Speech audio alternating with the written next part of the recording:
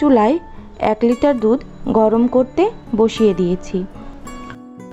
দুধ ফুটে উঠেছে। এ পর্যায়ে এসে চুলার জাল মিডিয়াম করে দিব। আজ আমি হোয়াইট ভিনেগার দিয়ে দুধ থেকে ছানা তৈরি করব।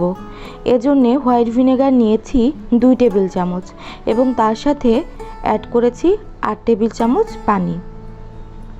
এখন ধীরে ধীরে ভিনেগার ও পানির মিশ্রণটি গরম দুধে অ্যাড করে দিব। যখন দেখবেন পানি ও দুধ আলাদা হতে শুরু করেছে, তখন 1 মগ ঠান্ডা পানি অ্যাড করে দিবেন।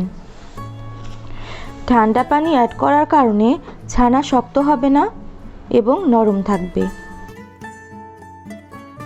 পানি ও ছানা আলাদা হয়ে যাওয়ার পরে আমি চুলা বন্ধ করে দিব। চালনিতে একটি সাদা কাপড়ের উপরে ছানার মিশ্রণটি এখন ছেঁকে নিচ্ছি।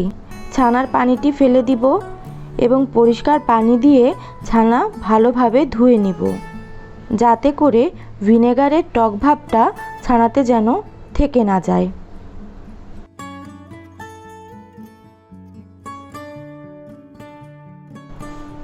ছেঁকে নেওয়ার পরে হাতের হালকা চাপে পানি যতটা সম্ভব ঝরিয়ে নিয়েছি।